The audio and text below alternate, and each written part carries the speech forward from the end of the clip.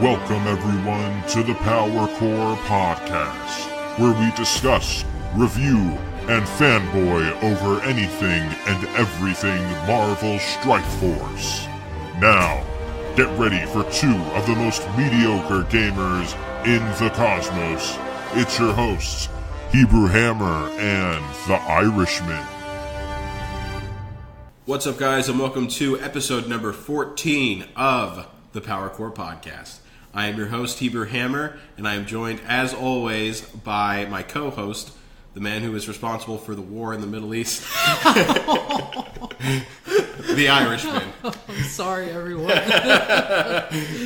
How's it going? But anyways, we got a great show for you guys today. Lots of new information that came out. I think it was on Monday, whenever Casino released this thing, and then the dev blog was maybe Sunday night. Yeah. I don't remember exactly, but lots of stuff. Just want to preface this episode with I'm sick, so I'm sniffling. I'm kind of coughing every once in a while. I'm going to try to edit out as much of it as I can, and hopefully I'll try to hold back anything I can too, so I'll just slowly die over here for your entertainment. You should see this. It's pretty bad. So. Yeah. But anyways, let's go ahead. Oh, real quick, just want to mention our Twitter is up. We mentioned this last time. Just want to remind you guys you can join it. Our handle is it's twitter.com/PowerCorePod, because we couldn't put in podcast. Yep. Cut me off. Couldn't fit the thing. Yeah. So twitter.com/PowerCorePod. Jesus. And I'm on NyQuil. And our Discord, once again, is discord.me/PowerCorePodcast. There we go. There we go. Woo, he got through it. He did it. All right, so let's go ahead and kick it off with the docket. All right, cool. So we're going to start off with the news. There are initiative orbs in the store. Iron Man event ends in about 24 hours. The Kree are supposedly, according to a data mine, going to have a double drop here come August 20th. And then August 29th, this City Heroes Flash event for Ability Mats is going to take place. Then we'll dive into our main topics, which includes no planned nerfs. I've got a lot to talk about there. Oh, yeah. Loki Blitz no longer coming soon. Uh-oh. Upcoming buffs, Defenders in September. Groot, Ronan, Hulk, Kree. Woo! I'm super excited. Mordo added to the arena store potentially. Orange Gear coming. Save Squad and Synergy Interface test servers. And then we will round it out with our character deep dive, which is, of course, going to be Miss Marvel, a.k.a. Kamala Khan. And then we will end it with our question of the day. That's right. And that one is brought to us by someone in our Discord this time. Yes. We will give him full credit. Absolutely. All right. So the first one was the initiative orb. Right? Yeah. So explain to me what the initiative orbs are again. So the initiative orb is basically, it's just an orb that drops S.H.I.E.L.D. or Avenger characters exclusively. And it's for 450 cores. It's out right now, obviously for the Iron Man event. Yeah. It's probably going away after Iron Man ends. Yeah. I'm not sure. The only thing that makes me think it might stay for a long time is if they leave it all the way until Nick Fury's event. Yeah. But we'll have to see. Yeah, so I mean, if you're going for Iron Man and or if you're going to get Nick Fury and you want to buff up that S.H.I.E.L.D. team, yeah, then definitely take advantage of those orbs. 450 cores. I think the minimum is 4 shards. Yeah. Or is it? I think it's 4. Is it 4? Damn you for making me check. So it is a minimum of 5 to 145. Wow. Yeah. For that. Let us know if anyone whaled out for these orbs and they got some pretty sweet drops. I will, of course, let you know if I ever whale out and get sweet drops, because I will definitely post it in Discord. But, I did get the God drop. I think I posted this. You did, Discord. yeah. I refused to respond to you because I was infuriated. 100 Black Widow. That was amazing. I was so excited. And then what did I get? I think I got 50 crossbones. I'm just like. Like, I mean, he's free in the you already have him maxed out? Or Blitz. Did you already have him maxed out? No, but I'm close. I'm not even trying. So I've almost got him. I've definitely got him to 6 stars. So I've almost, that took me over to 7 stars. Right. I haven't upgraded him yet to 6 stars. I have enough to do it, but Really? I'm just not dropping the gold yet. Oh, so makes sense. But yeah, I've got a couple other characters that I want to get to 7 stars before Crossbones. Yeah. So I want to finish out my Guardians team, be done with it. And Yeah, you're not a man of strategy right now. No, You're a I man am of not. passion. I'm brute force. Like that is all it is right now. You just want Guardians. But yeah, that's in the store. Make sure to take advantage of that. They will be leaving the store here soon. So Right. But the next subject is the Iron Man event ends in about 24 hours. I know there was a couple people in our Discord that they took advantage of Iron Man and they got him. So I'm excited to see how people are integrating Iron Man into their squads. Yeah. So let us know what you guys think. What are your thoughts, Hebrew? Not much on this one. I mean, same kind of thing. I'm not going to get him this time. Yeah, me neither. I've got other. I am focusing on the city. I'm not just focusing on Guardians. Right. Oh yeah, that's right. Now you're pumping a little bit. Yeah, no. Miss Marvel's got me super hyped. So I've been spending all my cores on Miss Marvel right now. So really, yeah, okay, yeah. No, I want to get her up there. I'm thinking I could get her to 4. Maybe not 5 stars. Definitely 4. Probably not 5 unless you really well out. But yeah, you could yeah. easily get her to 4 because I got Scarlet Witch to 4. And even over 4. Granted, I had some good drops. I told you about. I got 2 orange drops. Yeah, that's 25. incredible. I've yet to get an orange drop in the game. Yeah, so. that was my first one as far as an event is concerned. Mm-hmm. So yeah, I got that, and then I lost my train of thought, and NyQuil's kicking back. But anyways, yeah. So I got her to 4 stars, and I only cleared. I got to the Doctor Strange node. Okay. And this one is far easier. Than the Scarlet Witch. Any of the other events, really. Yeah. Besides maybe Ant-Man. So, yeah, I think that you're going to be able to get her to 4 stars in this one. Well, no, remember the Wasp was crazy. Remember 1/6 on the Wasp was. Yeah, that's why I said Ant-Man was easy. Oh, okay. Sorry. Yeah, Ant-Man, because I think Ant-Man everyone was mostly able to. Yeah, I think everyone got Ant-Man. Yeah, it was Wasp. That was the first brick wall that we hit. Yeah, I think. and people were like, "What is going on?" The infamous 1.6 node. Yeah. Holds true through all the other events. It'll be remain in history. And then, so the next topic is on August 20th. According to a data mine, Kree double drops will be coming to the game. Yep. So if you are just going out and you're going to try to get that Nick Fury, which honestly, if you've seen any of the videos online, I don't blame you. But yeah, even then, you're still going to be cutting it close with the Kree double drops. Did we add Nick Fury to the thing? Yeah. Yeah. Okay, good. Oh, I didn't talk about it because it's at the bottom. We added it after the fact. Oh, okay, gotcha. All right. But we will talk about Nick Fury, so Yeah, okay. no worries there. And then, but yeah, so the Kree drop for that, I'm not going to participate in even bothering to farm that. I might farm like 1 or 2, I guess, but I don't know. I'm just so demoralized by the whole Kree minion thing that there's just hard for me to do. There's so many other things that are on my slate that it's going on the back burner. It is something that I do want to eventually work towards, but it's not. It feels so far off that it's kind of like I need to walk. I can't run. Otherwise I'm just going to get burnt out, kind of thing. Yeah. So that's how I'm approaching Nick Fury. I'm not. We'll get more into it. Well, yeah, and I spoke about this in the last podcast where I kind of like the exclusiveness of certain characters and stuff like that. But this is going to set me off, so I'm going to. I know. We should wait until the.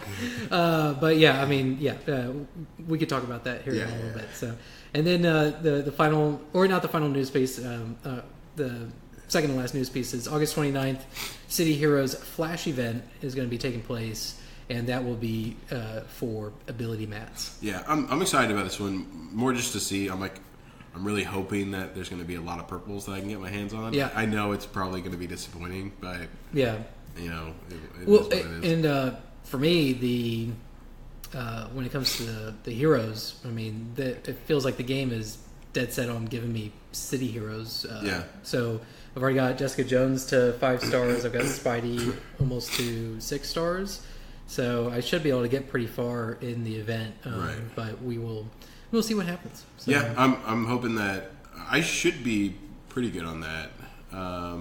I hope with these flash events that ideally, like for me, I think they should have a flash event like where you can farm either gold or ability mats or catalysts. I think that should be happening at least every week, more often than what it is. Like it should be once a week.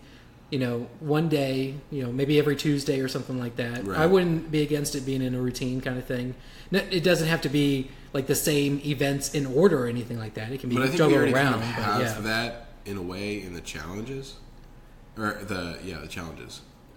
The challenges are that's we 3 times a have week that. kind of thing. Yeah, but I think that it should at least be once every 2 weeks.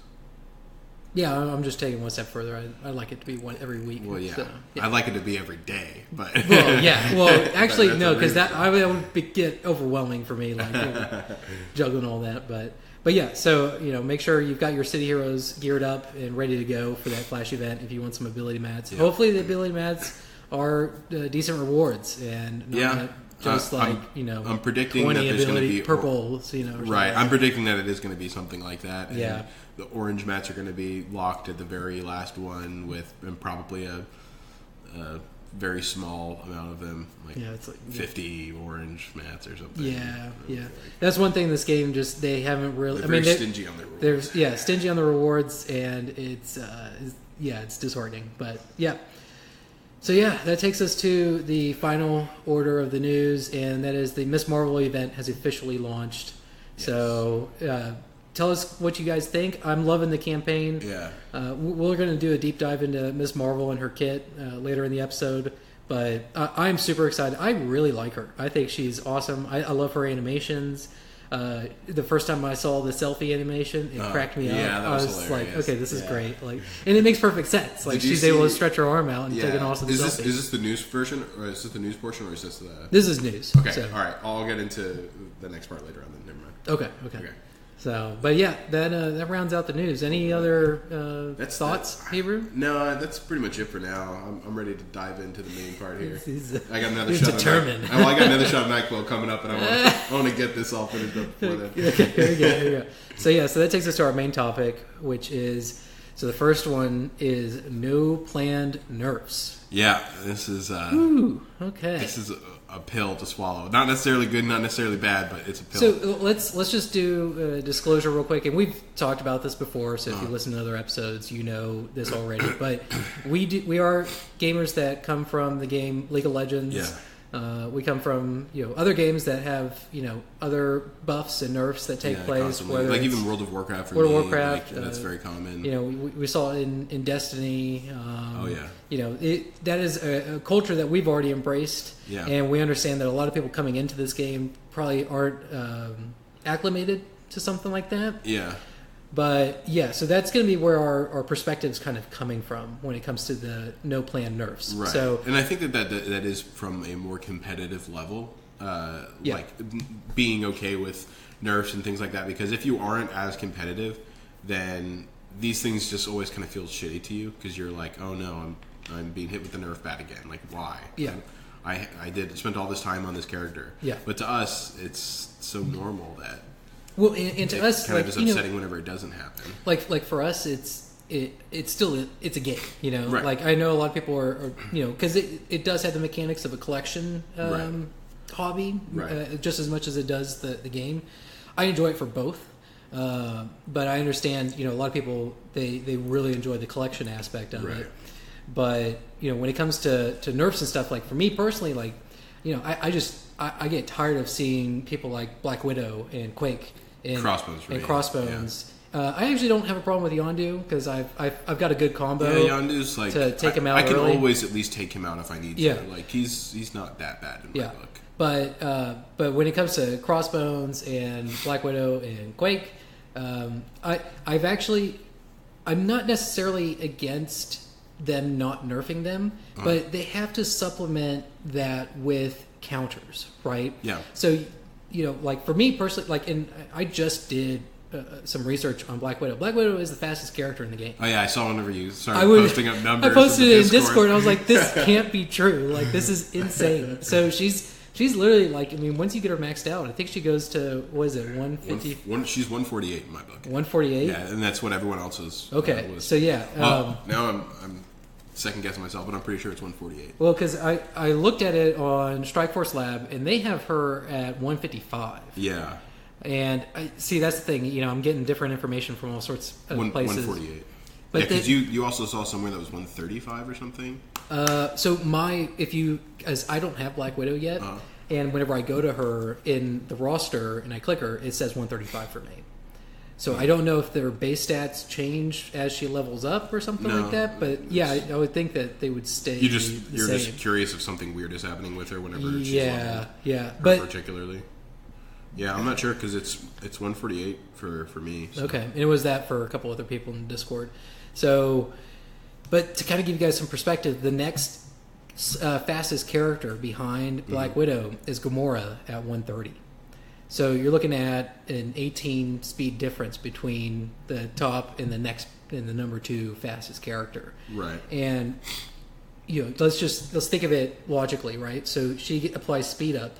I assume. Let's just correct this because I haven't dived into Black Widow's character or kit, and she does apply speed up to herself, right? Yeah, she applies it to everyone. Oh wow. Okay, so that's if she's at 148. What's 50% of 148? You're gonna make me do math right now? No, it's not too difficult, right? So yeah, 148 plus 74.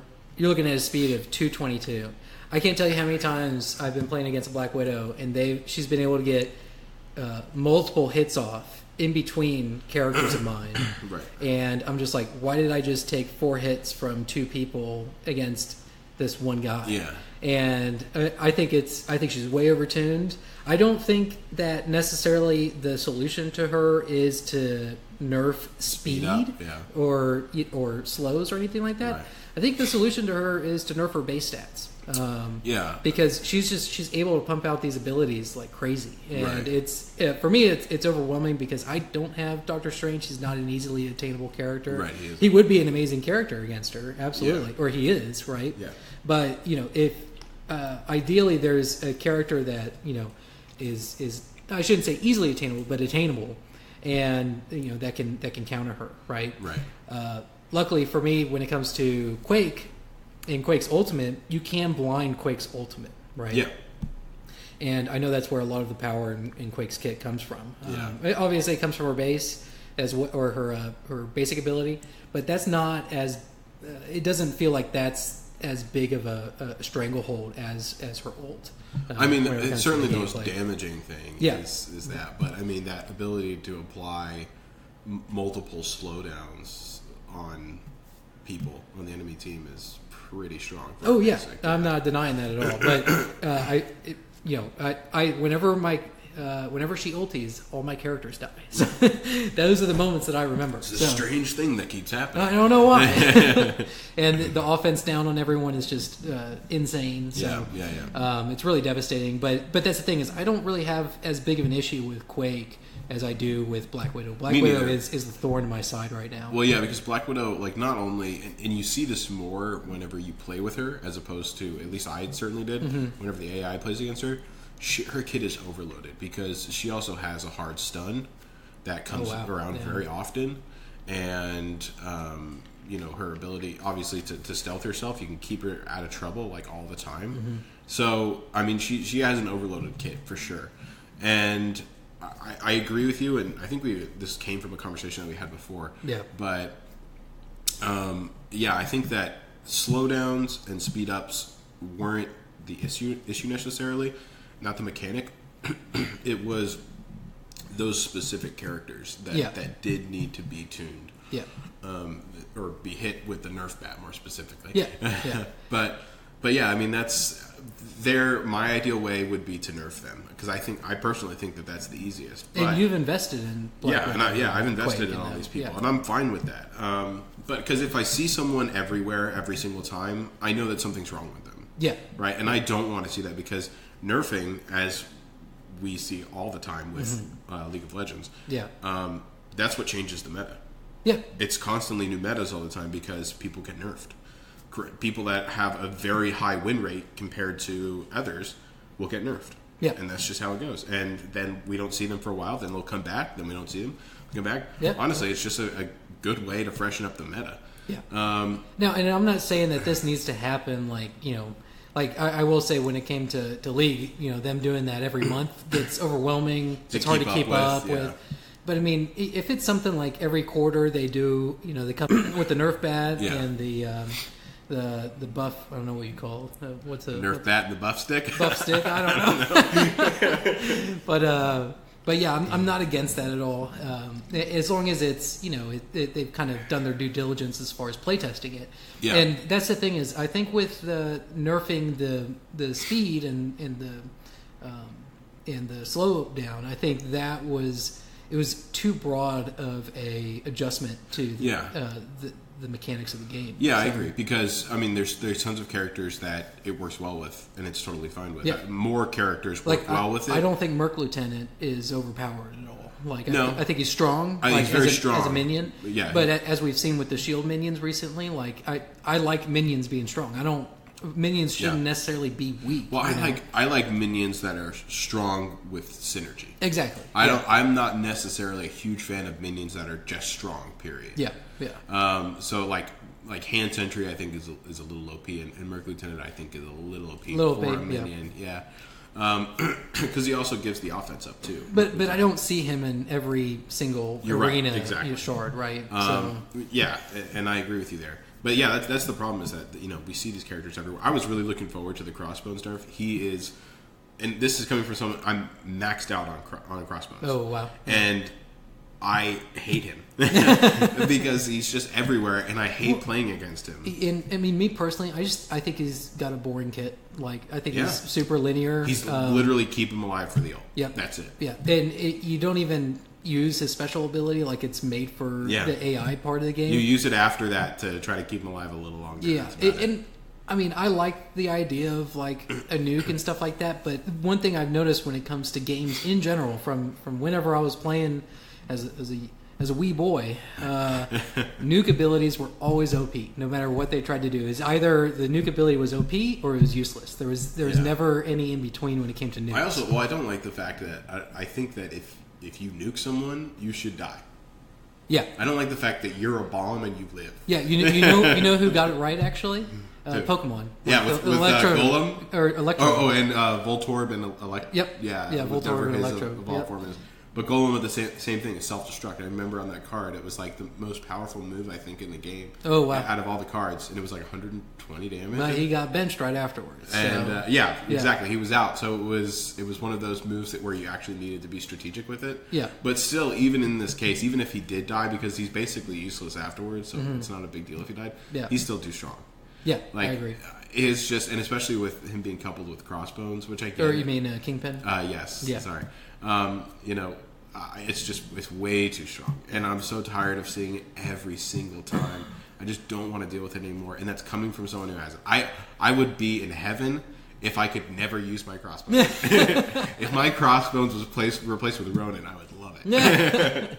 Well, and I mean, when it comes to these characters and whatnot, like, we want the game to be dynamic and interesting, right, and keep us on our toes in a way that we can find new synergies and new team comps that we can exploit and make cool. And we're starting to get into that a little bit, but the problem is that those new characters with all of those new strategies are hard to get.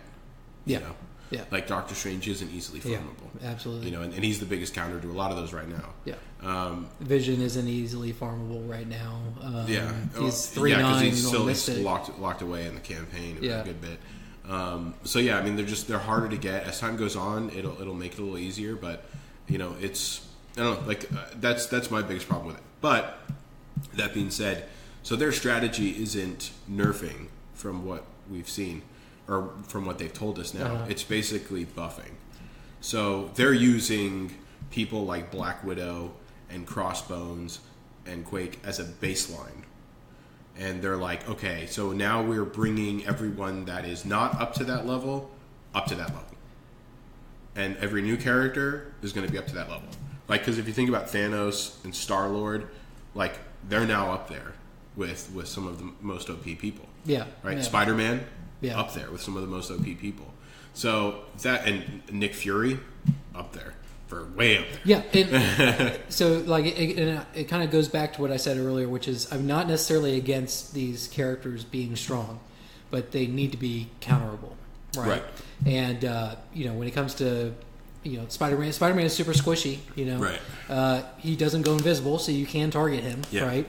And when it comes to his abilities, like he kind of feels like a high risk, high reward kind of character. Yeah. But with I still Black like. Widow, it's just, I honestly still like your rework of Spider-Man's passive. Do you remember that? Whenever he gets more damaged, his dodge rate goes up, or his dodge chance goes up. Do you remember that? yeah, that would be that really would. cool. I mean, it would be the worst thing to play against. Because it'd be so frustrating. Yeah, but it would be annoying. really cool. Yeah. God, that'd be so troll. Mm-hmm. But yeah, and the other thing that concerns me is that I'm all for. I love that they're finally starting to listen to the community. Yes, right, 100%. But they have to know what they should be listening to and how they should be adjusting it. Right. And just because the community comes in and they outrage at a particular change that's happening, Fox Next still needs to be able to make that decision for themselves, right? Right. They need to have that input from the community, but they still need to make decisions on their own. And see, right? that's the thing where I think inexperience is showing, because with other game developers that are more experienced, they know what to ignore. They know that whenever a player base gets outraged that someone's getting hit with a Nerf bat, they know to ignore it, because they're like, guys, this is for the best. Yeah. Like, we know it sucks. You put in your resources. Hey, we get it. If anyone's played League, I main Echo, so Yeah. the Nerf bat swung hard at him, and we were outraged, but we got over it, and he's still OP. So Yes. Okay. So yeah, that's where I think the inexperience is showing, because they don't know. They don't know when to ignore people. They don't know when to listen to people. Yeah. It's just kind of arbitrary. And before they weren't listening to anything, and now I feel like they're listening to everything. Yeah, which is, that's another rabbit hole that they don't necessarily want to go down. So Right. they have to apply discretion. Still better than not listening to anything. Oh no, but it needs to be perfectly balanced. Yes. Right. as all things should.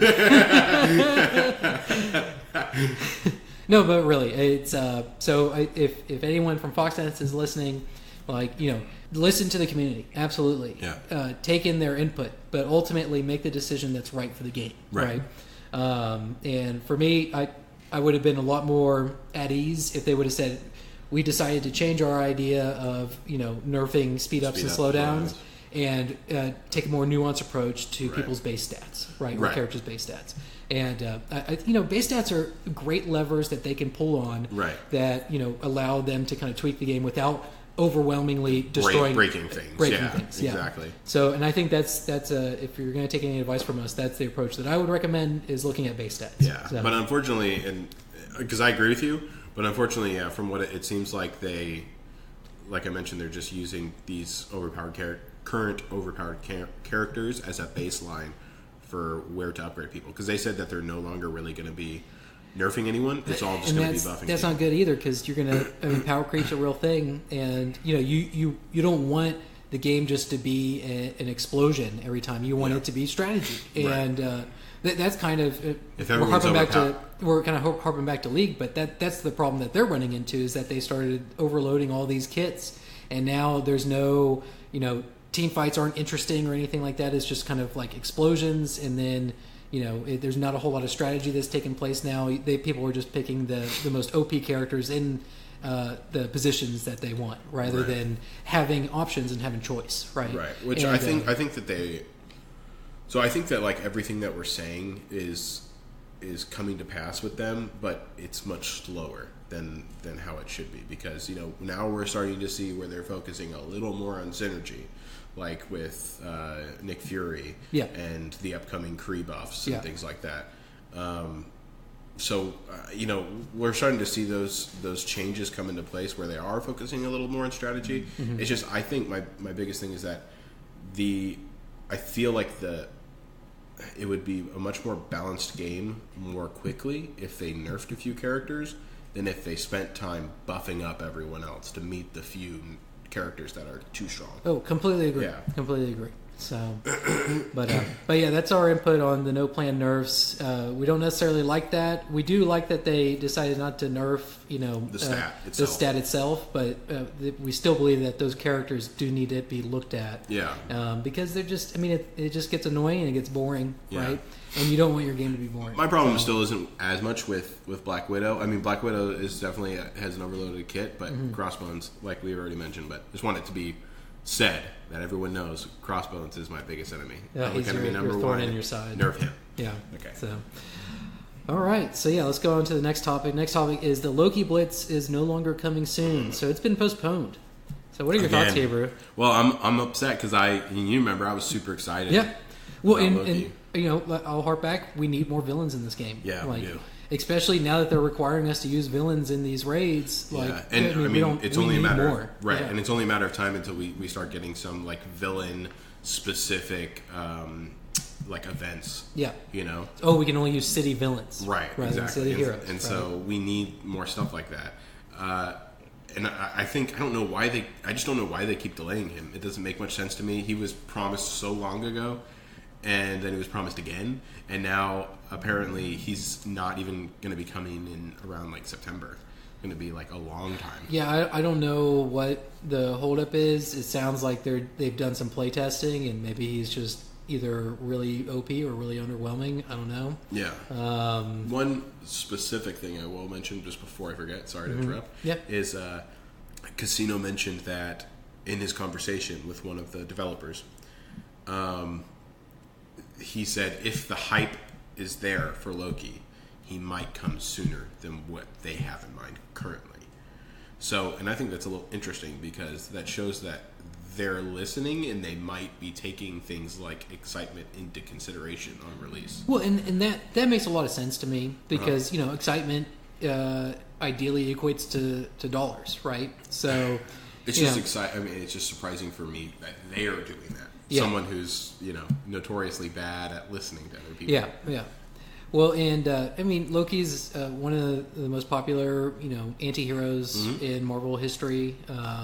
So I definitely think they need to release Loki.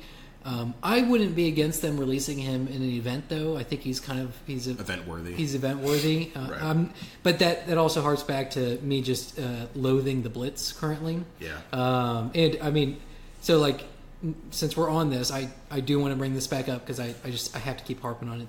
They have to get rid of that 2-hour refresh. Like it's so annoyingly overwhelming, and you just feel like you have to sacrifice your life to get in the top 1,500 for a freaking mobile game. Yeah. Like, and I'm sorry, like don't get me wrong, like I understand some people value this game more than others, but every 2 hours, like I mean, at that point you have to be making money off of this in order to justify that. Because it's a job. It is a job. Yeah. Like, I mean, your time is worth more than that. I love this game, but 2 hours is way too. It is insane. Cooldown. I mean, I've made this point before. I think it's borderline unethical. So yeah, because gaming is known as I mean, it's being seen more and more as an addictive substance. I don't know I don't know if you call it a substance, but there is Gamers Anonymous and stuff like that, and they've got to take some responsibility when it comes to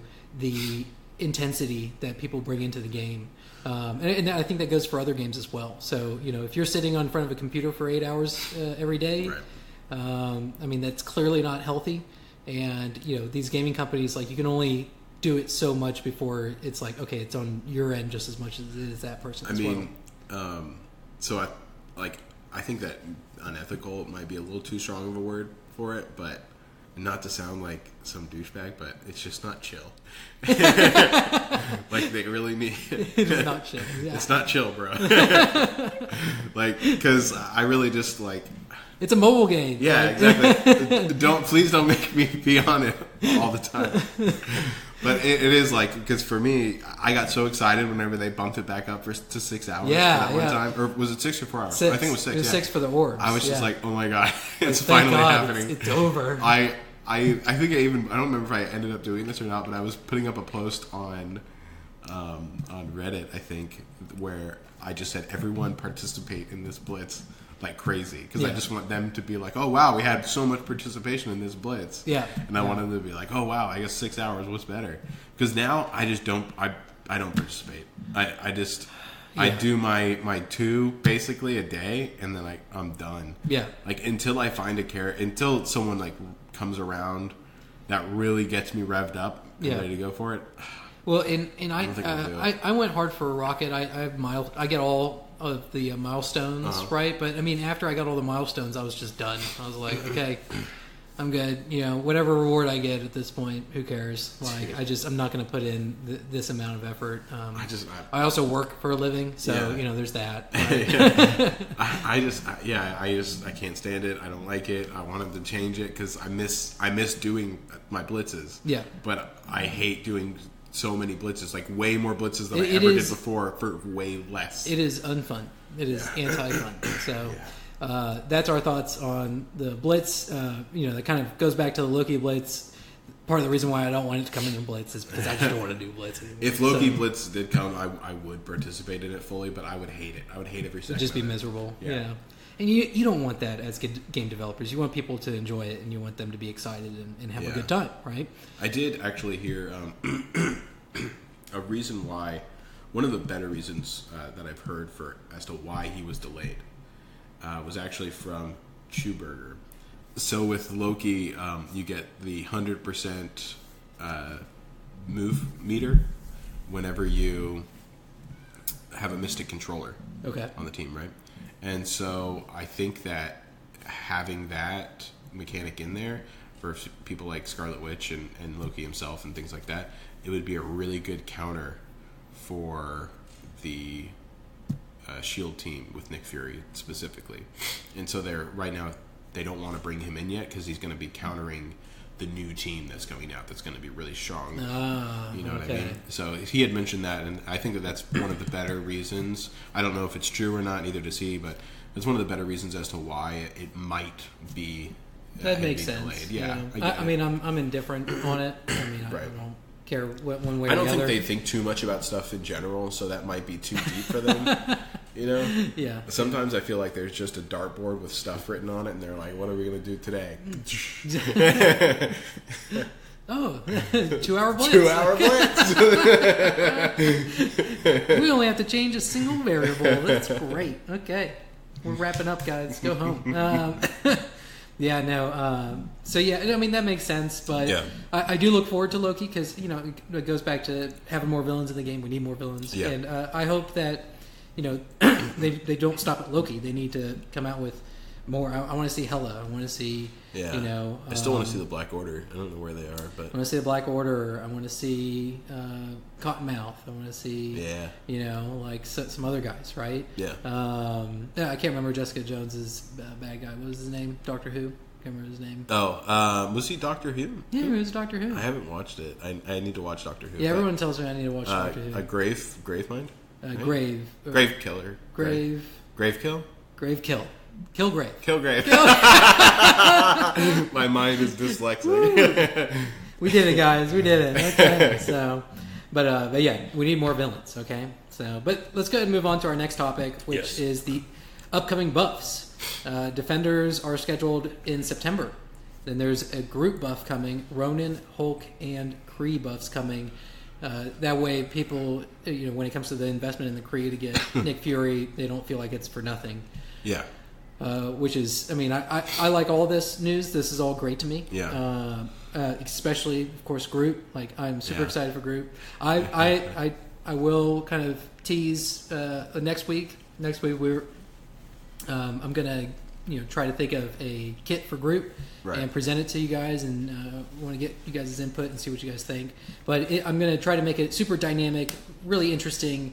Not linear like it is right now, and apply a little bit more strategy. Because for me personally, I think Groot needs a full rework. I like a lot of his kit. Like I like the Death Proof, and I like his basic. But everything else is just boring to me. And there's other characters that do it better. So basically, next week, expect you to have an incredibly overpowered Groot. Oh yeah, it's going to be overloaded, guys. So, but it's going to be a lot of fun, and obviously it's fun theory crafting. So, and ridicule it all you want. I have a feeling that we're going to get a character that can AOE stealth the entire team, AOE speed up the entire team, and then nuke the entire enemy team. Yeah, and then it's got a specific passive that just immediately kills Black Widow. Yeah.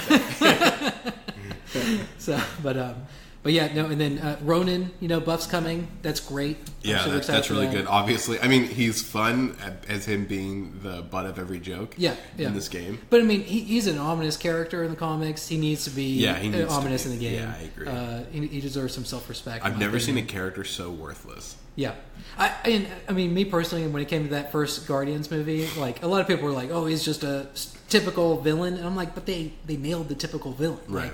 Like that little monologue he does in the beginning, I thought that was like, oh, this is so good. He's just pure evil. It's great. So, it was cool. And I'm okay with that. I'm okay with tropey villains and stuff like that. Just, as long as they do them well. Yeah, as long as they do them well. So, you can have more complicated villains like Doctor Doom as Doctor Doom.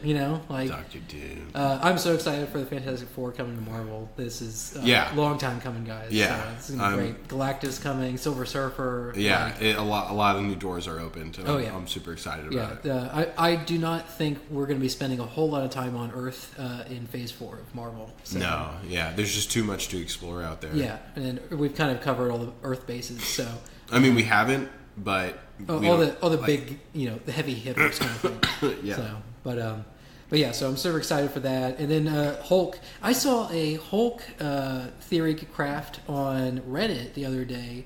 That was so cool. Is this the no one taunt Hulk? Yeah, it was so cool. I loved it. I didn't read it. So tell me. Okay. I mean, I read through it really quickly, but basically the idea is that Hulk can he gets enraged when someone taunts him because it makes sense. They're taunting Hulk, and then I think he can ignore the taunt. Is that what? I think that's what it was. I didn't read it at all, so I don't know. No problem.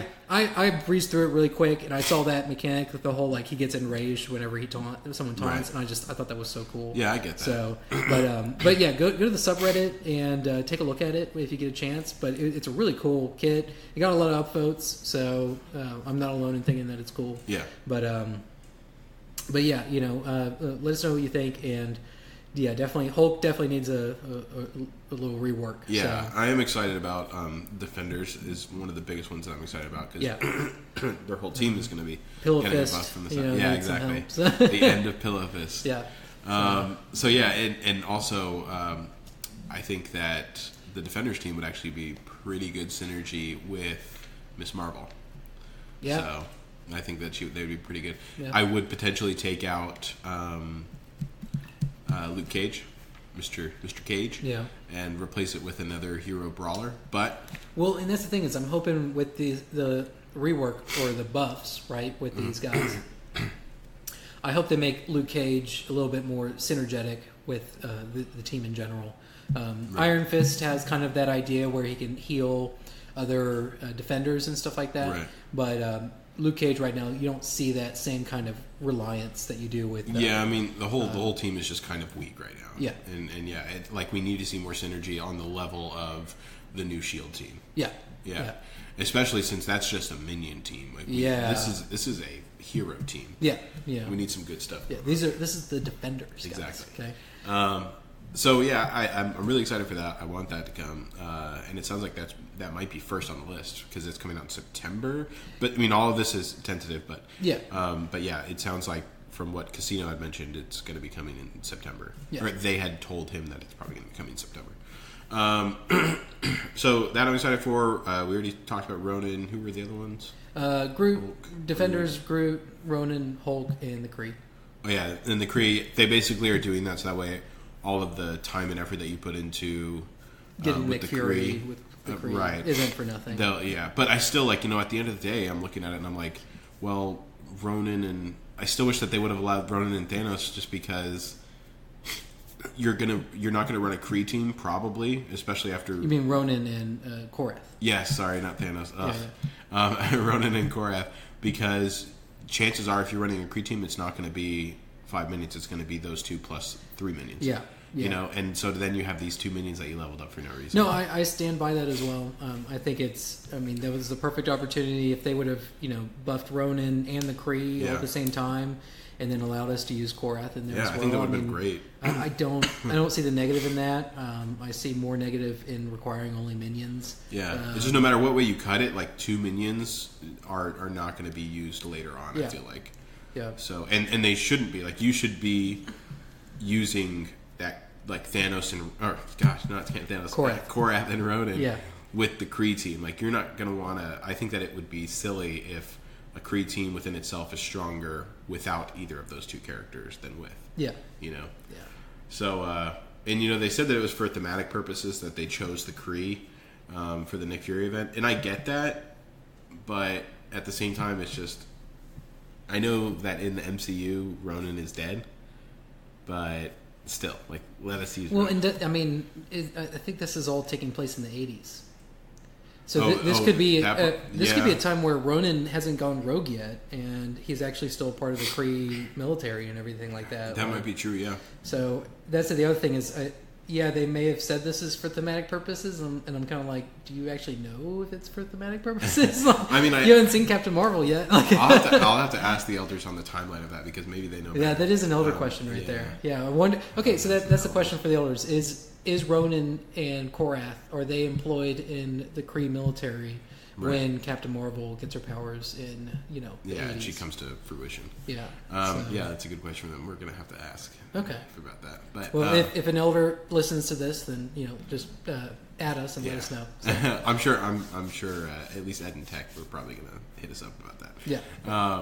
But anyways, yeah. So I just understand the thematic purposes. I just don't think it needs to be that specific of, even if it was set in a timeline where Ronan was dead, like, it should still be okay. Like, it's all still Kree. Like, whatever. Yeah, Let it slide that we use. I think it's being kind of nitpicky. Yeah. So, but yeah, those are the upcoming buffs that are coming. So get excited. And it sounds like if you listen to Casino's video, they were asking Casino for input on how to rework Hulk. Yeah. So if you've got cool, interesting ideas that and odds are they probably aren't going to use those ideas, but maybe those ideas end up coming back up in a future character or something. Or it like might be a version of whatever those ideas are. Yeah, absolutely. So definitely voice your thoughts on the Reddit forums. They seem to be listening over there now. So.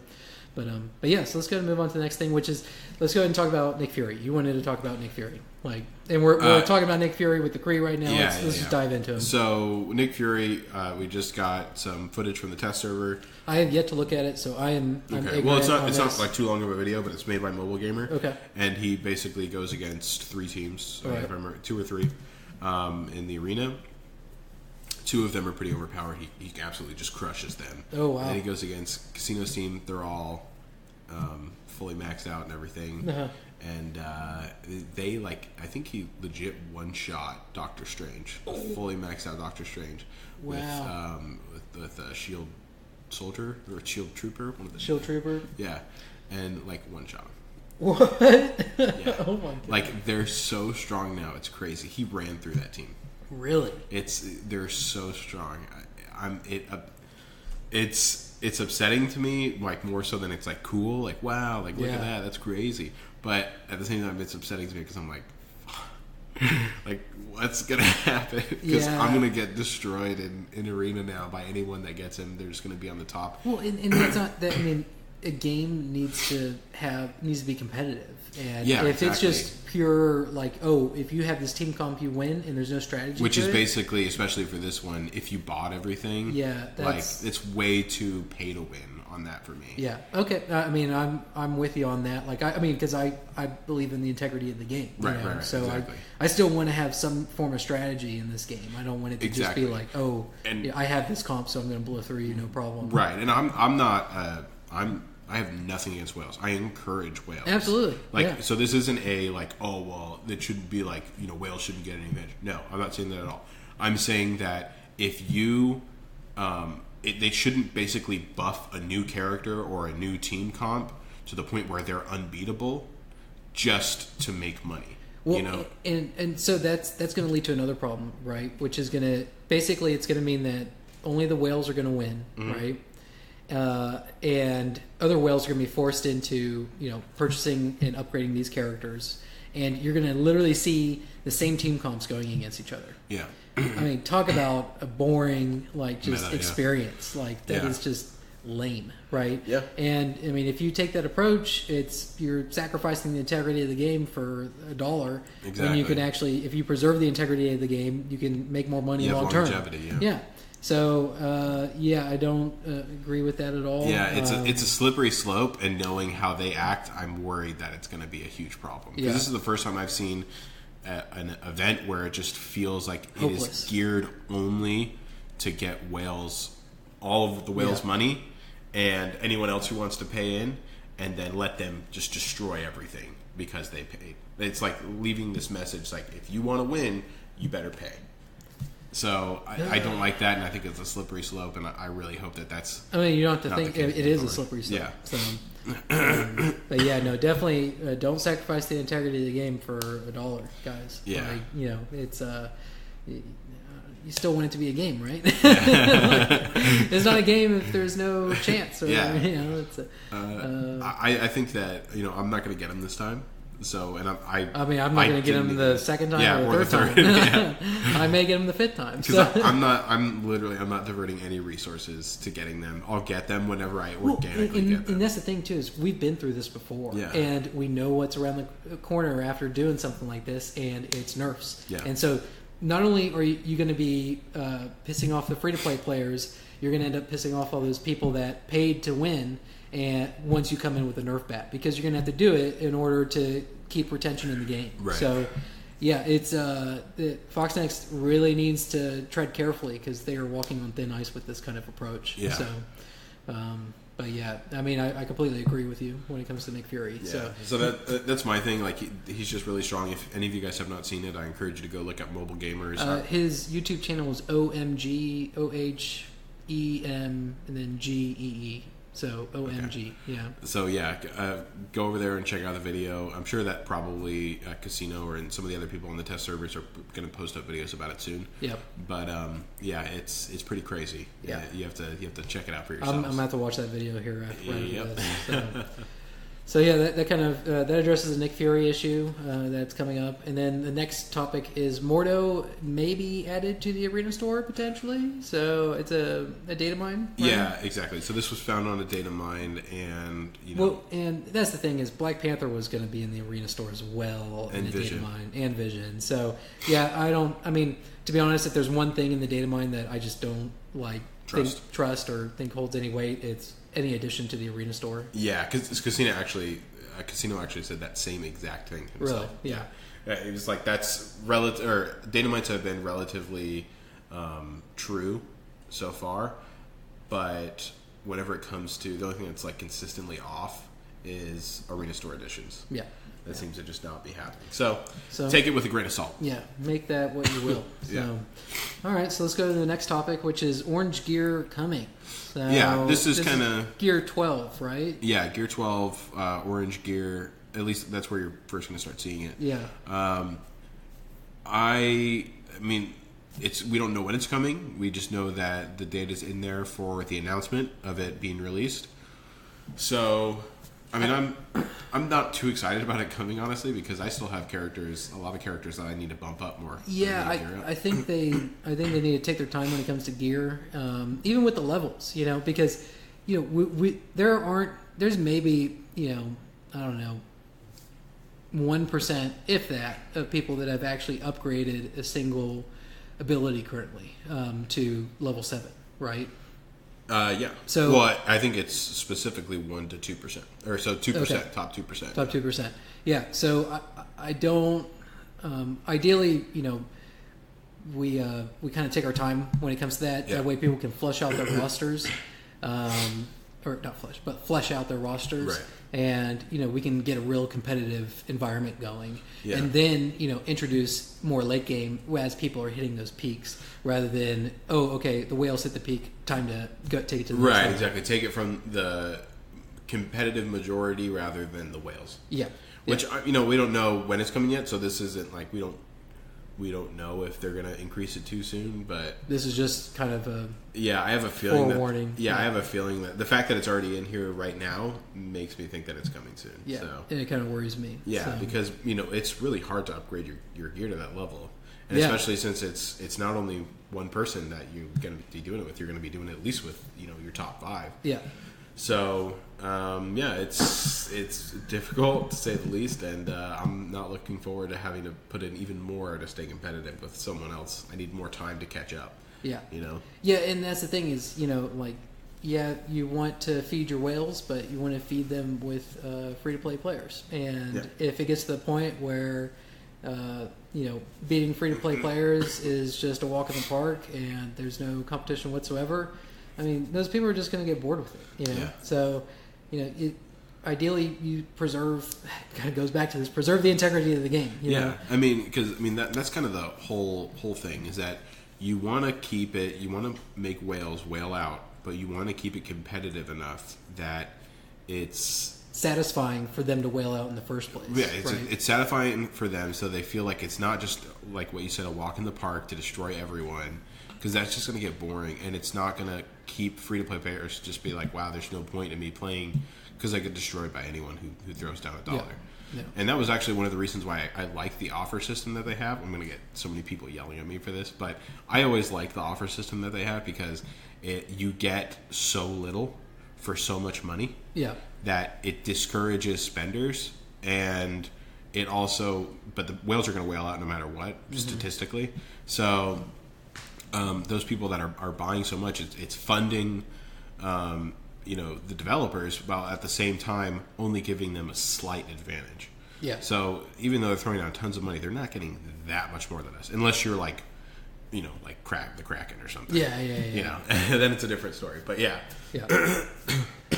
No, I agree. So yeah, that orange gear kind of scares me a little bit. Yeah. So I'm not really looking forward to it. We just got orange ability mats, so yeah. Let's ease up on the gas a little bit. And there's still issues with the orange ability mats because you have an exponential gap taking place. Yep.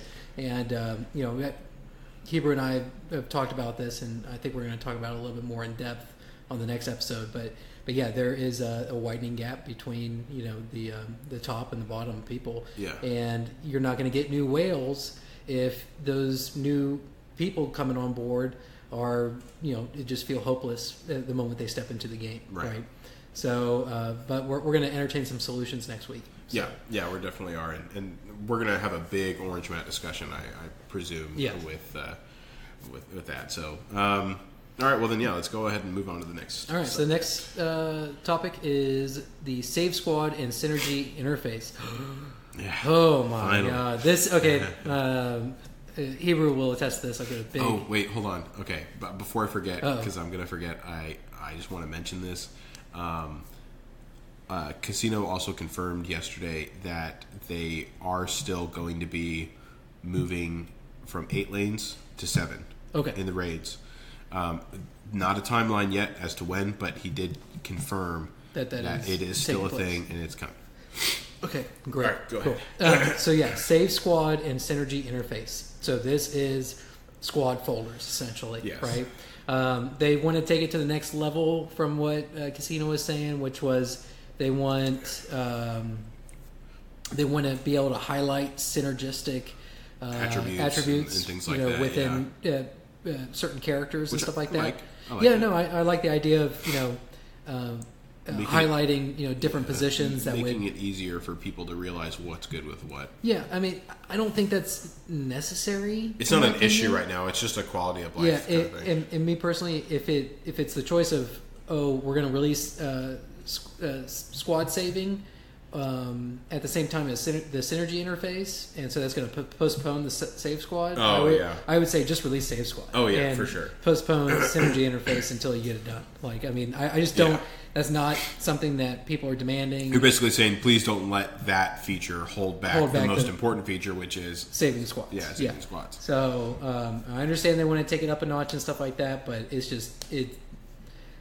I mean, ideally, you want people to be investigating, right? You want to reward people for doing research and learning about the characters and discovering this stuff on their own. That's the other thing, too, is I like to be able to discover things on my own, right? Like, I kind of like to be able to, I read an ability and I'm kind of like, I never even thought about that. That's so cool. I could mix this character with this character and I could, they could really pack a punch or something like that, right? And it feels a little hand-holdy. And I'm not... You know what? I get that because actually in this game that I also played, Naruto Blazing, they added a feature not too long ago that did the same exact thing. They started showing whenever you had a particular team that Yeah. had synergy, they started like showing whenever you collected all of those people and put them together, and that wasn't something that I really was a big fan of, because I did like, being rewarded, you could say, for realizing that kind of stuff myself. Yeah. Yeah. It gave me like a natural edge. I mean, it's you have an epiphany or discovery, right? Like, and that's a cool feeling, right? Yeah. Where this, it's kind of like hand-holding. It's hand-holding. Yeah, I agree. That's a good way. I'm like, I mean, how dumb do you think we are, kind of thing, And I'm not against you guys improving the game, right? Yeah. But this is something that I haven't seen a single person ask for, and I like to reward people for doing the research themselves. Yeah, right? no, I actually really get that. This is definitely one of the more opinionated upgrades, because I totally understand people who would come in and say, well, no, I like this way more. I get that for sure. This is very opinionated. I agree with you personally. Yeah. But yeah, I understand everyone's argument for like, well, that it makes total sense why they would do that, and I like that. I understand that argument too. But for me personally, I think it is more gratifying to figure it out yourself. Yeah. So, but yeah. What's wrong with kids these days?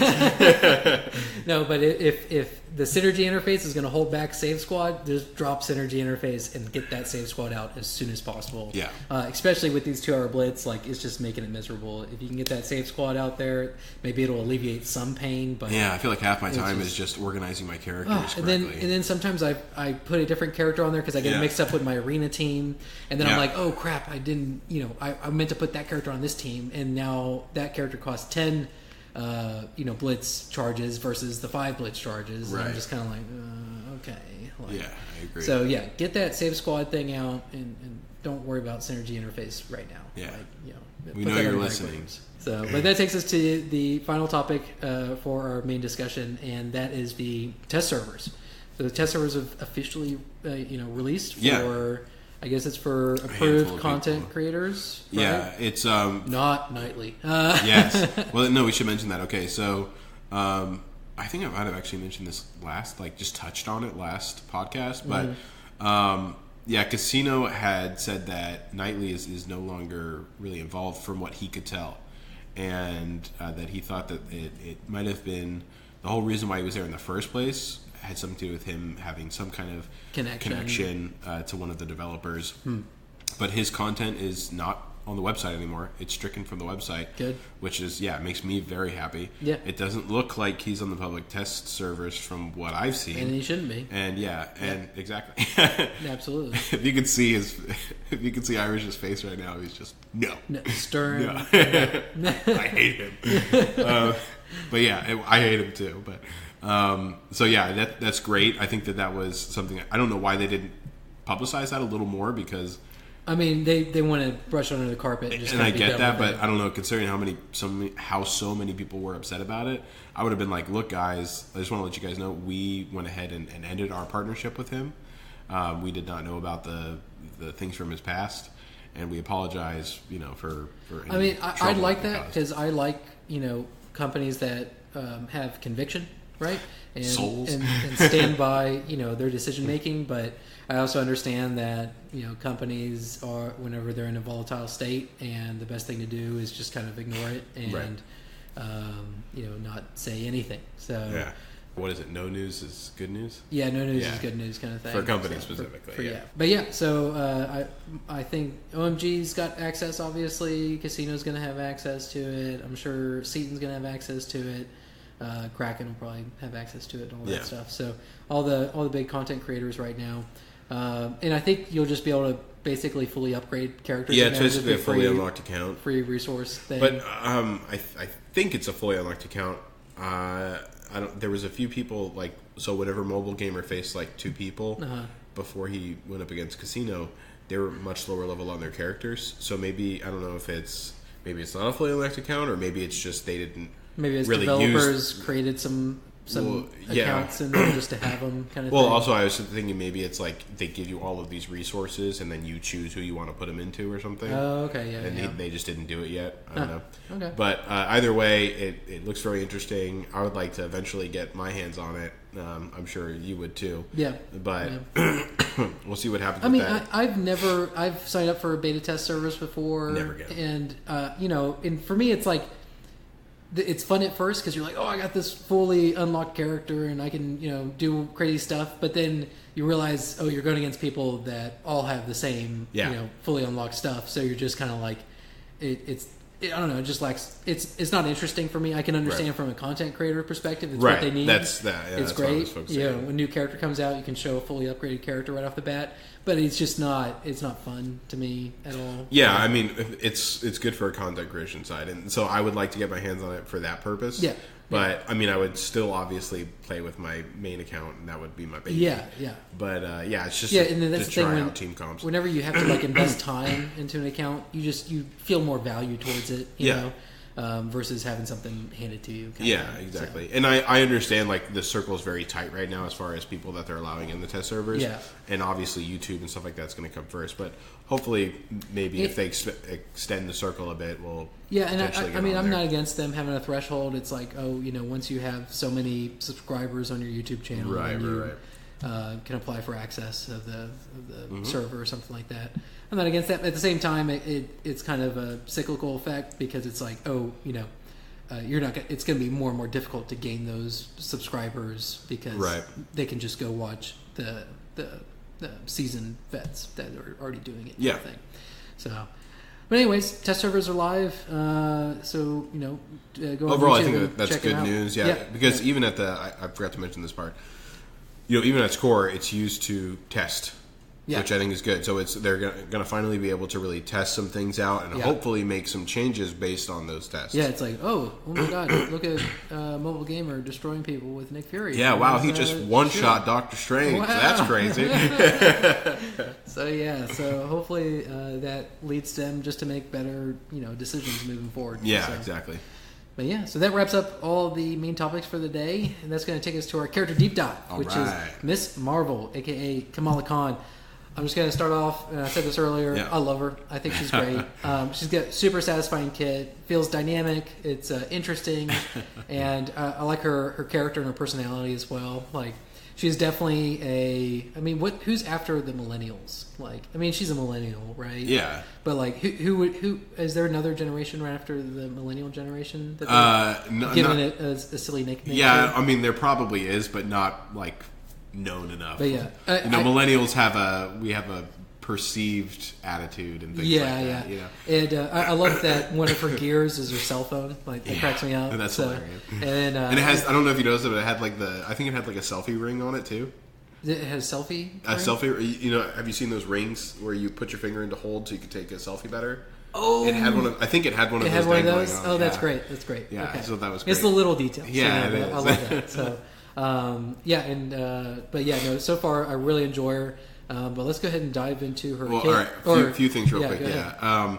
First of all, how was the story? Because I was so sick that whenever it came out, I just wanted to get my stuff done, and so I haven't went through the story yet. I'm going to go through it later on. But how was the story? I like it. She's teaming up with Jessica Jones through it, and it amazes me how good they nailed Jessica Jones's dialogue. Really? Because I was hearing what's her name, Kristen.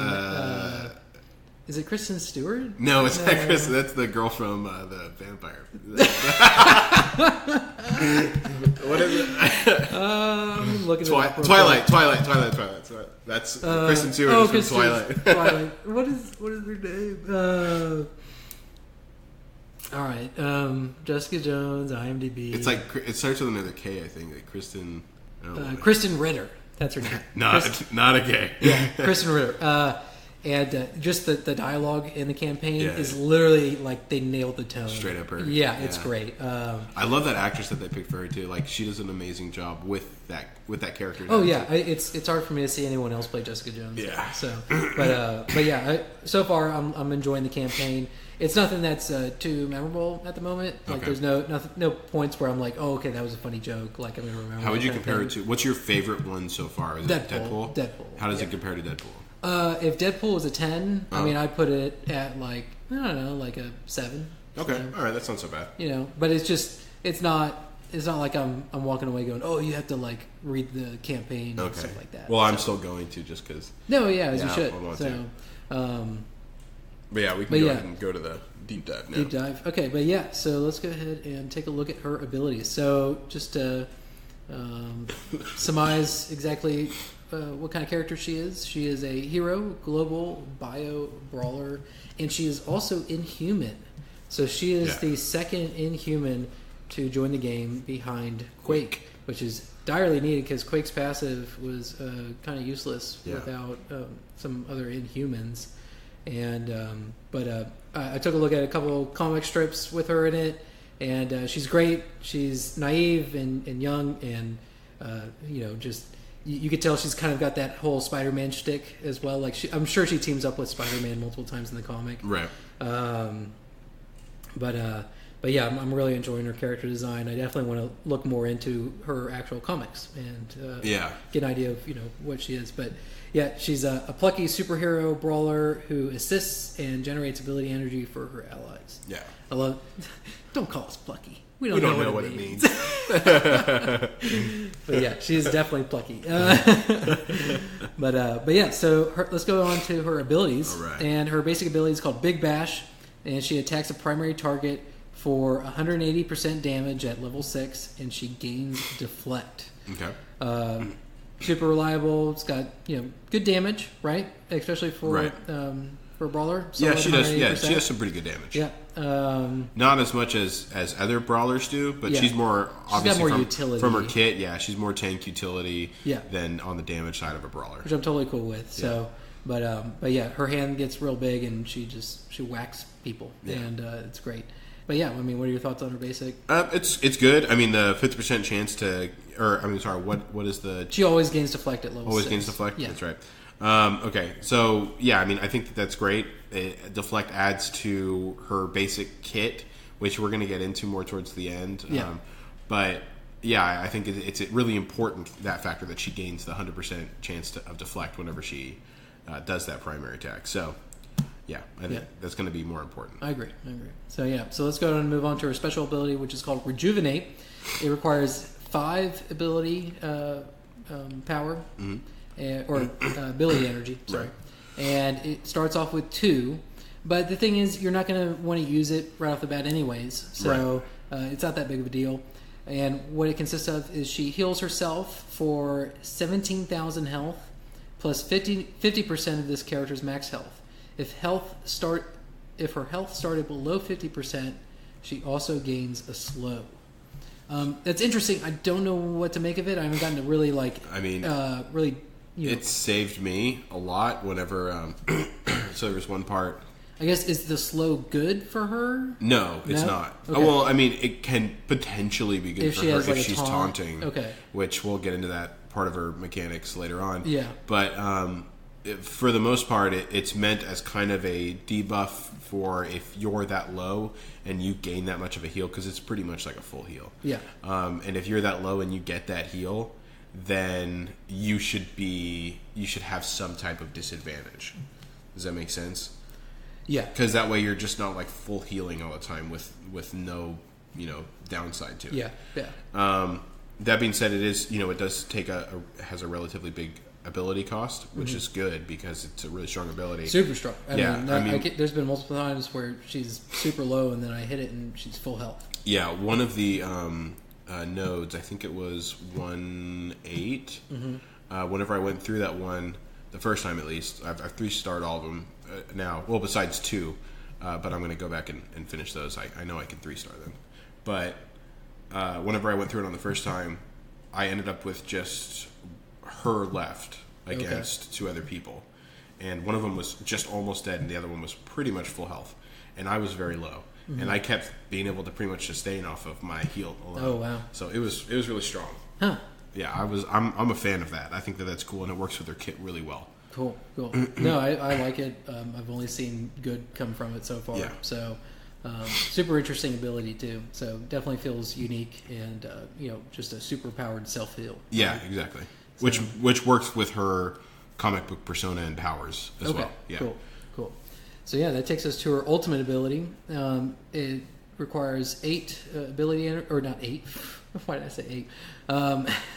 5 ability energy, and it starts off. Counting is hard. I know. It starts off right up, available right as she enters the match, and she attacks all enemies for 200% damage plus a 40% chance to generate ability energy per target hit. Energy is granted to random hero allies. Yeah. So I think this is a great ability. First of all, I love the animation of just slapping everyone in the face with just a a giant big sweeping hand. slap. Yeah, and it goes. So if you couple her with Spider-Man, who is a hero brawler, he gets to do his defense down right before she gets to do that move, and it synergizes very well. Yeah. And so on top of that utility side, because we mentioned that she's more of a utility brawler than on the damage side of it. That extra ability energy that she hands out is great. Yeah. And you have a chance to hand out 5 ability energy. Yeah. That's strong. Yeah. That's very strong. You're probably not going to do it every time, that's for sure, but the potential's there. And this goes to a strategy side of it, which we'll get more into later, but you can potentially funnel that energy all into specific champions. If you go with a very specific comp, have one hero. Yeah, then you can channel all that ability energy into that one person. It only generates to allies though? It does not generate to herself. Right. Okay. Yeah. Important to note that. Yes. So, yes. Unlike someone like Thanos who can self-generate ability energy. But no, I think it's a super cool ability. It really introduces a new interesting mechanic in the game. Yeah. And it's like you said, I like the ability to decide, okay, I'm only going to have 1 or 2 other heroes on this team. Right. Which would funnel that energy into right, because that kind of goes against another part of her kit later on, only having 1 hero as opposed to many. Yeah. Especially hero brawlers, but. There's an upside to it. Well, and that's what's cool is it requires you to make a choice. Exactly. Right? I like to have choices. I 100% agree with you. So this brings us on to her next ability, her passive ability called Fangirl. And what Fangirl is she has an 80% chance to gain assist now on each hero brawler ally's turn. On turn, she has an 80% chance to grant assist now to random hero brawler allies. When a hero ally drops below 50% health, she gains taunt. If that ally is a brawler, she also gains 2 deflect. Okay, so there's lots to unpack here. It's a very complex passive, but it's a very, very good passive. Yes. So, it's 80% chance to gain the assist now when a hero brawler when it's on a hero ally brawler's turn, right? So say Wolverine. Right, exactly. It's his turn. She has an 80% chance to gain assist on his turn. Yes, exactly. Super cool. Exactly. Okay. So after he does his move, she's going to pop in with her move. 80% chance of her popping in with her move. Okay. Right? She doesn't do amazing damage, but it's damage nonetheless. Okay. So on the flip side of that, whenever it is her turn, she has an 80% chance to grant assist now to a hero brawler that's on the team as well. And that's only 1 hero brawler. It's only 1. Yeah. To a random hero brawler. So you don't get to pick it or anything like that. It's randomly selected. But once again, you can funnel that potentially if you want a very specific person. But basically, whenever it's anyone else's turn or her turn, there's a chance of her always attacking. Yeah. Or getting someone to attack her whenever it's her turn. So that's great. Now, the next part of her passive is where some strategy can really come into play. Yeah. Which is when a hero ally drops below 50% health, she gains taunt.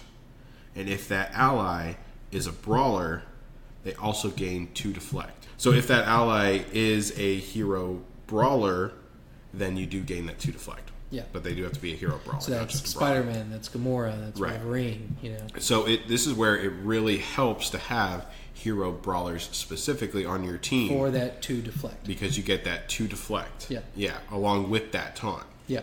So it basically, she's already pretty tanky as it is. She has a pretty big health pool, and she has lots of chances to get deflect along with her passive and this the passive on her basic attack as well as this passive. Yeah. So that makes for some very interesting synergies, which we'll kind of get more into now, I guess. For me, I was thinking a good team for her would be something like. Originally, I thought that she would need a tank, but after playing around with her a little bit, I realized I'm not 100% sure that she would need one, because that deflect mechanic, if you're working with 3 to 4 other hero brawlers, it keeps her alive long enough whenever someone else gets into trouble to keep most of the damage off of her, along with her heal. So whenever she does get low, she'll just heal right up anyways. Yeah. So it's really strong if you get those really damagey hero brawlers to go with her. And I think you always need at least one Dispel on a team, period. So Gamora and Spider-Man feel like a no-brainer. Yeah, right? Gamora and Spider-Man were so what I was thinking as a team would be Gamora, Spider-Man, Daredevil, Jessica Jones, and then her. Because I think that Jessica Jones throwing out ability energy as well as Miss Marvel works well. You got a big ability energy. And and you're missing a Dispel unless you have Jessica Jones. Unless you have Jessica Jones, exactly. Yeah. And the whole point of picking out those 3 brawlers is that they have really high damaged ults. And Spider-Man especially has a CC with his, so you can lock some people down if you need. And you get that defense down with Spider-Man. Yeah. So you have 2 people who are generating lots of ability and giving it out to people who work really well with high damage ultimates. Yeah. So, and the goal is basically kill everyone before they kill Miss Marvel. Yeah.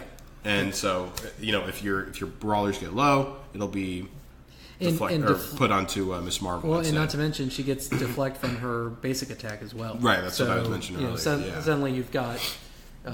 could she have potentially like 4 or 5 deflects on her? I don't know if it stacks that high.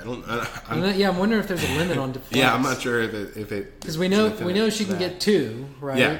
I assume she can get 3 if they integrated her basic with I assume so. 2 deflect. I've never seen a mechanic... If a mechanic can stack... If a debuff or buff can stack, I've never seen it have a limit on the stacks, but I've also never explored that. Yeah, I've never seen it go that high in the first place. Right, so... This will be fun experimenting with her. It will. Yeah. I'm excited. I already have her unlocked, but I haven't leveled her up yet. Yeah. I am planning on getting them all up to... I'm planning on getting her to 4-star so I can get that Mega Orb pull for the team up event, so I am going to level up both Scarlet Witch and her. But I this is a character that I think is going to be really fun to use, especially in Blitz, if I ever played Blitz. Yeah.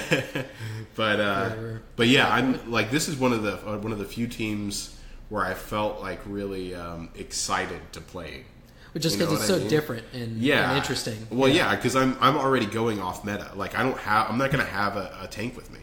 Yeah. Right? Like this whole thing, I'm diverting all of my damage from 3 people to 1 character and trying to basically beat the clock before they knock her out. Yeah. Right? Like, I don't know. I like things like that where you kind of break the mold. She's super dynamic and interesting. Exactly. Right? Yeah. Like she's not a linear style character. Right. Like, and it's a high risk, high reward. Right. Yeah. And I think I know we mentioned this a couple of podcasts ago, but I feel like we're getting more into that realm now that the game's been a little steadier and they're kind of fixing some things instead of changing things. Yeah. And it's very reminiscent of LoL.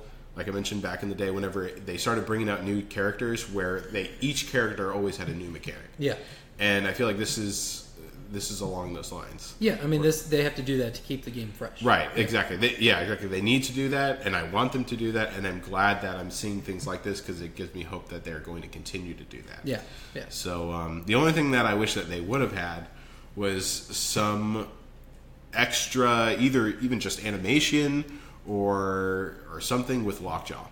Because they teased like a team up with Lockjaw, and then I didn't see him in game, and I was kind of like, tease the team up is a little strong. They mentioned something about Lockjaw in an interview that one of the developers were in. Yeah, and but he did specifically say it's like just a little it's just a little cameo basically. Yeah. But they did put out a little tease of Lockjaw with Miss Marvel, I think in the and they gave us a gift a while ago of like a gold orb pull or something.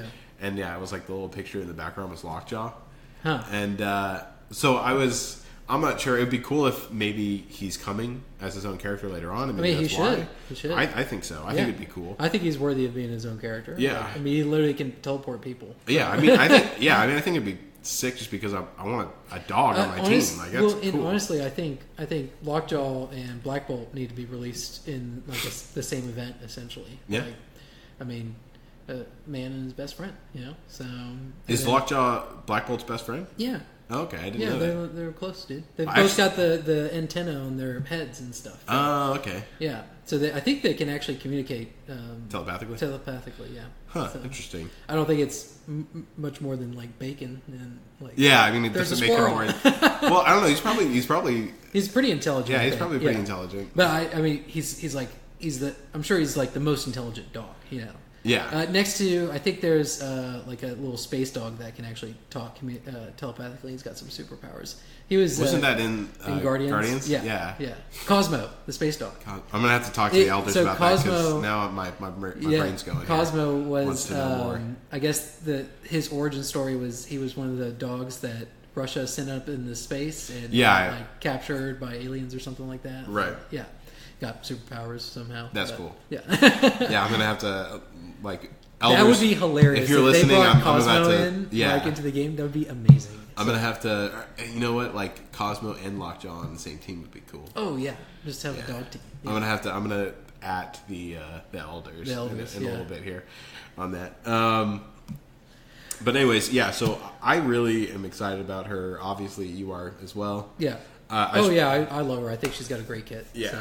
I like her way more than I thought I was going to. Honestly, I thought at the beginning I was like, she's going to be a disappointment. Like I kind of wrote it off. Yeah, I didn't write her off at all. I was actually like super excited from the beginning. Well, just because I like I liked her character design. I liked her in the comics. And, I think they just seeing the animations play out and everything. I think they really captured her plucky attitude. I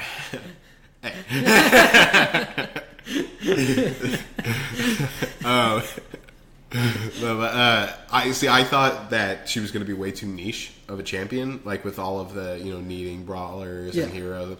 I was just like, it's going to be too much of a pain to make work, and they don't have great. There's not a lot of great brawlers that I don't already have in specific teams. Yeah. But she's so cool. Like they gave her a lot of value in there. Yeah, exactly. More than I thought, and yeah, I really like her animations too. Like it feels so good just to slap everyone in the face with a giant hand and be like, no. So yeah, I'm a big fan. Let's talk about the campaign real quick again. This event was way easier than the rest overall. Yeah. I'm glad that they did that. You think this is going to be normal? I would hope so. I mean, I'm not a fan of hard, walls that we're running into. Yeah, the 1-6-1-7 wall that we always had. I feel like if you got a 100K team, like the events should open up for you. But it's that Wasp event was I mean it kind of it shocked a lot of people. Yeah. So yeah, ideally they take this approach. I'm not against them doing the Ant-Man / Rocket style event either. So yeah. But yeah, ideally, if you've got a 100K team, like I think it should open up for you. So I think it's just more confusing to me as to why all of a sudden they're changing it up. And because it concerns me too, because whenever anything changes in this game, it's usually for the bad so far. Yeah. So it just kind of like I'm still kind of in. I shouldn't say that. Like they've been doing some things for the better, of course. Yeah. But I mean, I'm still just have PTSD from the things that have happened in the past. Where I'm like, all right, I'm waiting for the other shoe to drop. Like, okay, like what's wrong here? Yeah. And one thing I have noticed, and I can't check now, but I think there are more 2 shard nodes in this one than there were in the for Scarlet Witch. Oh, okay. So I felt like on a lot of them I was getting the 2 shards instead of the 5 shards as a reward. Well, and she was a lot easier to unlock too. So yeah, but I mean, at the end of the day, it's still the same amount of shards. yeah. So, but that being said, I think the drop rates are about the same though, because I've already opened 2 orbs for her. Yeah, me too. And they've both been blues. yeah, I got both blues as well. Okay, well I'm better than you. Well, so let's. I kind of want to go back to the abilities. So we had discussed earlier. We want to. We kind of want to introduce the level 5 and the level 7 ability. Oh my god! Yeah, I forgot. And we kind of want to debate on which one would be better to upgrade. I think this one's going to be a really quick debate because one look at them and you know exactly which one you. I genuinely don't know what the upgrades are for it yet. So yeah. So here, let's go ahead and talk about that. Yeah. So Big Bash, her basic ability, it goes from 180% damage to 200% damage. That's okay. it. Yeah. Okay, 20% increase. Not a big deal, especially when it comes to assists. I mean, that's only a 10% difference on an assist. Right. So, yeah, I mean, that honestly, that should be on the back burner for a long time. Yeah. There's other characters you probably want to upgrade first. Oh, yeah. Her passive, though, I think it's definitely needs to be considered as one of the earlier Orange Man upgrades. And that's because she goes from 80% chance to gain assists now on each hero, brawler, ally's turn to 100% chance. Always gains it. Oh, wow. And then on her turn, the 80% chance to grant assist now to a random hero, brawler, ally goes to 100%. So basically, she's always going to do the assist now on the turns. Yeah. So I think it's a no-brainer. Passive needs to be upgraded before her basic ability. Oh yeah, I 100% agree. Because her damage already isn't super fantastic. Now it didn't. Just to clarify.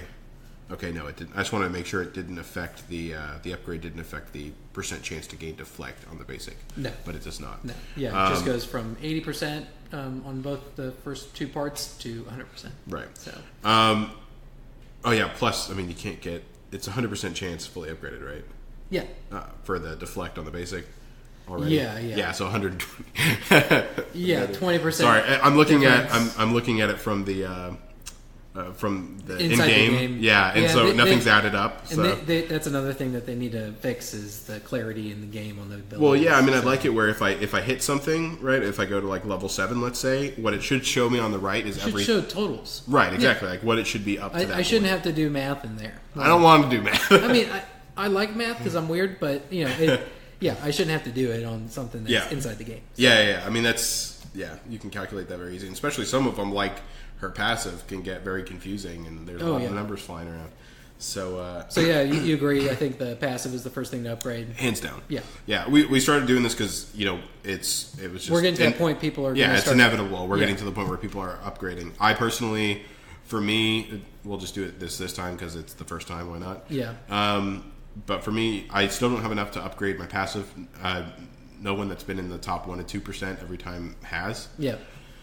People above us have already upgraded multiple abilities. If you're number 1. Yeah. But no kidding. Yeah. For us, though, we're gonna talk about that next week. Yeah, we will. Oh yeah, we will. But yeah, anyways, I'm gonna upgrade probably Yondu's passive first. Yeah. And then I'm gonna probably move to Black Panther's passive. Yeah. I don't have Black Panther upgraded to the point where I want to right now, but he's going to be soon. Excuse me, but I haven't even really thought about it yet. Yeah, there's so many options that I want to take a look at. Well, those 2 are like by far the best. I feel like. Yeah, I don't want to. There's say anything. Yeah, say anything without doing research on But for me, that's just what it is. I recommend you guys look into that if you're using those 2 characters. Most of you are using Yondu. I feel like that's pretty much the biggest and only option for an ability that you want to upgrade.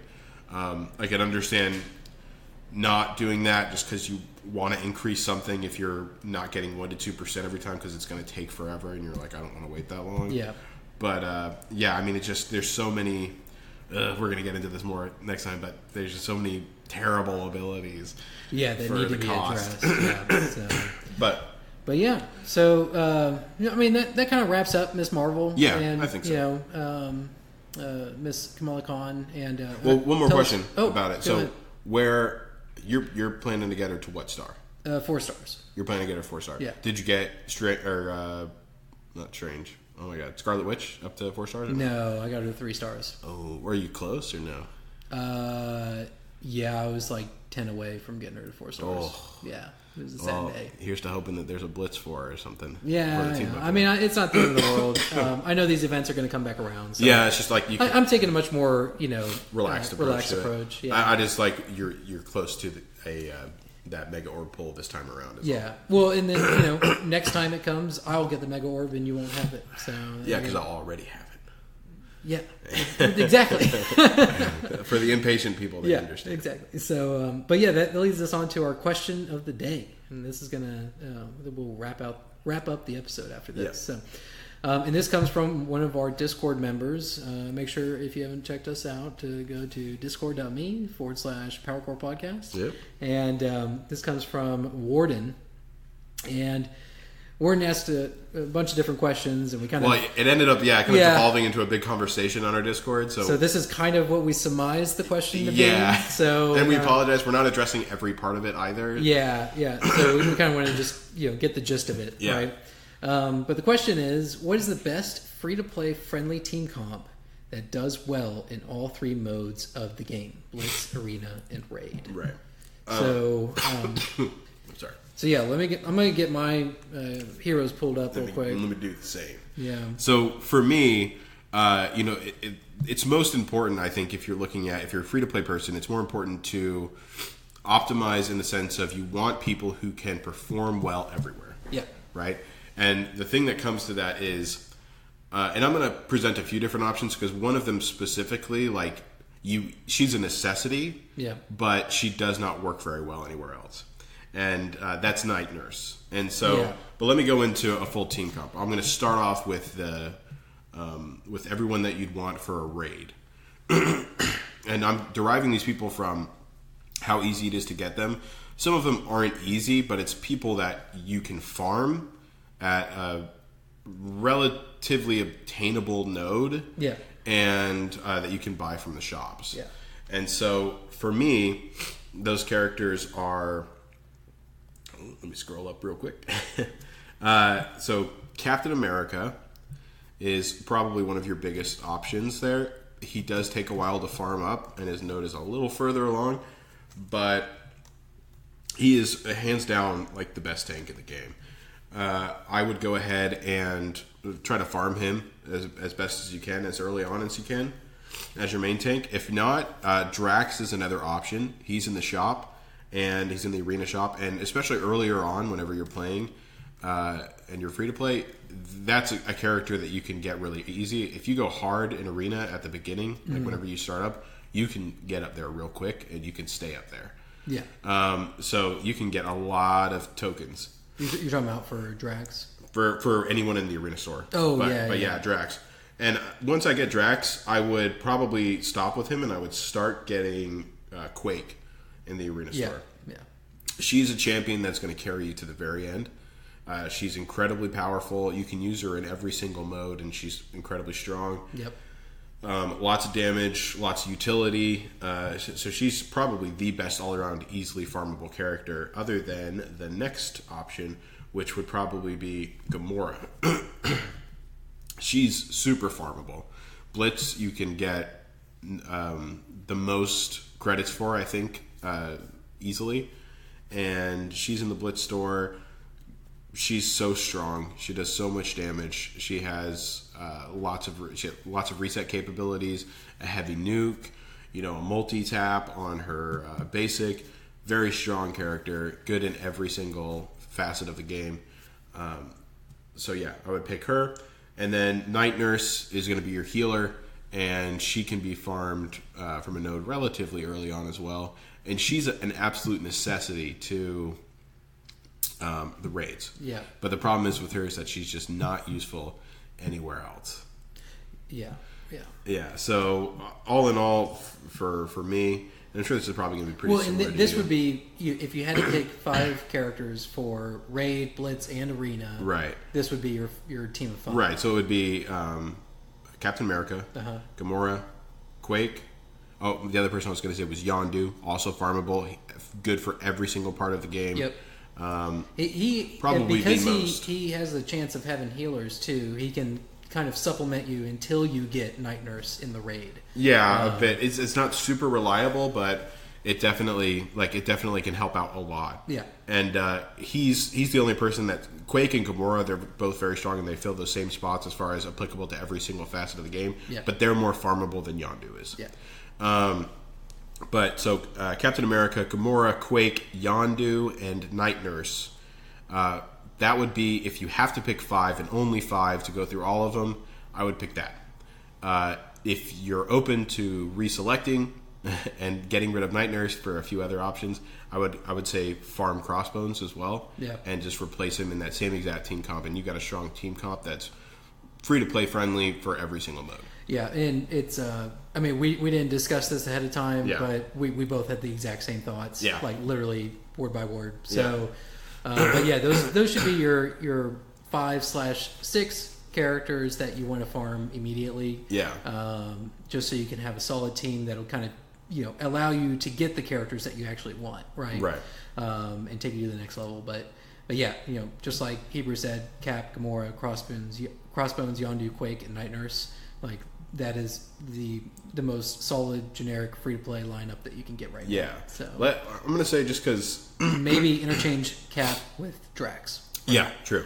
Yeah, I forgot to mention that earlier, but yeah, I mean, Captain's a little harder to farm because he's a little further in there, but Drax is a solid option right for it. Drax is, I mean, he's a great tank, Yeah. but Cap is hands down the best in the game right now. So absolutely. I do hope that they take Drax up to. I hope they take all the protectors up to the level of Same Cap. level, yeah. He doesn't need that much more to be up there, though. He has a very good kit like that. And his health is insane. His health, yeah. His starting off taunt. Starting off taunt, is and then the super fantastic. double shield up is pretty nuts. So Double shield up. yeah, it gets the. You're talking about for 1 to 2 turns. 1 to 2 turns. Oh, okay. Sorry, yeah, I took that as sorry. Okay, I was like, wait, am I missing something? Yeah, no. So I guess it lasts 1 to 2 turns. Right.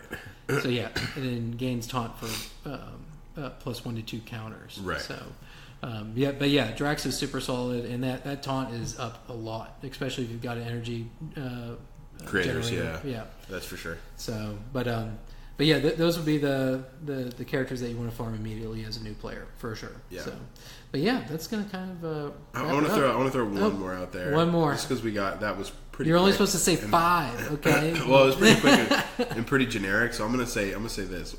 What would be your dream team 5? Regardless of how they are farmable, or if they're not farmable. You're talking about their current state in the game. Yep. So current state. Yeah, out of all the characters that are in the game, but not paying attention to how to get them, except for maybe Ultimus. Don't include Ultimus. I don't even know his kit because he's so far away from me. My dream team 5 is. It's kind of a loaded question. Yeah. It's definitely. I mean, people probably already know this, but it's Gamora, Thanos, Star-Lord, Rocket, and I would probably say Doctor Strange. Okay. But I mean, Yondu. Like I have my dream 5 right now. Yeah. Actually, my strongest team. Come to think of it, actually, yeah, I started realizing, I was like, oh well, my dream team is actually more focused on like Blitz and Arena. It would be terrible for campaign raid and everything. Yeah. But yeah, mine would probably be, which I have most of my dream team too. So, not to brag or anything. But my dream team is Doctor Strange, Captain America, Yondu, and probably Nobu, because I love Nobu. Mm-hmm. And who else? Probably throw in a Quake as well. And then, that if I was going towards raid or something, then I would swap someone out with Night Nurse. Yeah. But yeah, I love Nobu. Okay. His summons do so much damage, and I love that he goes invisible and everything. That's more of a less of a strategic pick and more of a this is just awesome pick. Yeah. So, that would be my pick. All right, cool. So, yeah, that wraps up the episode, what is it, 14? Episode number 14, yeah. So exactly. We're pretty far along now. But yeah, so don't forget, guys, to like, subscribe, and comment on whatever format you listen to. Platform. Yeah, anything you want. You do you, man. Yeah. Once again, our Discord is discord.me/PowerCore Podcast. Our Twitter is twitter.com/PowerCorePod. And that'll pretty much do it. So we will catch you next week on the PowerCore Podcast. Peace.